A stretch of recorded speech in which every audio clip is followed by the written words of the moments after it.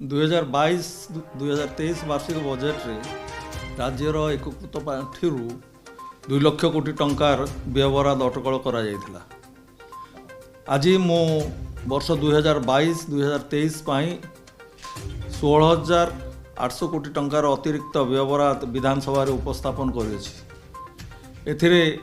प्रशासनिक व्यय बाबद को 4,934 कोटी टंका, कार्यक्रम व्यय बाबद को 9,200 कोटी टंका, विपर्यय परिचालना पाई 2,610 कोटी टंका एवं स्थानीय निकाय संस्था को हस्तांतर बाबद को 56 कोटी टंका अंतर्भुक्त। यही अतिरिक्त बजेट रे चालुथिबा तथा नूतन योजना एवं प्रकल्प गुड़िक सह माननीय मुख्यमंत्री द्वारा घोषणा बाबद को आवश्यक अर्थ व्यवस्था करा जायछि। 9,200 कोटी टंकार अतिरिक्त कार्यक्रम व्यय बराद मध्यरु राज्य स्तरीय योजना बाबद को 6,167 कोटी टंका, केंद्रीय प्रवर्तन योजना बाबद को 2,891 कोटी टंका एवं केंद्रीय योजना पाई 141 कोटी टंका अटे।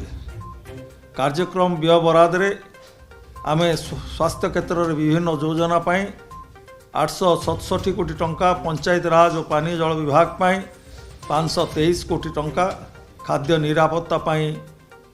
165 कोटी टंका, शिक्षा और दक्षता विकास पाई 1,576 कोटी टंका, ग्रामीण संयोगीकरण पाई 552 कोटी टंका, जलसेचन सुविधा और विकास निमंते जल संपद विभाग पाई 1,553 कोटी टंका, महिला और शिशु कल्याण पाई महिला और शिशु विकास विभाग को 172 कोटी टंका, आदिवासी और जनजाति कल्याण निमंते 438 कोटी टंका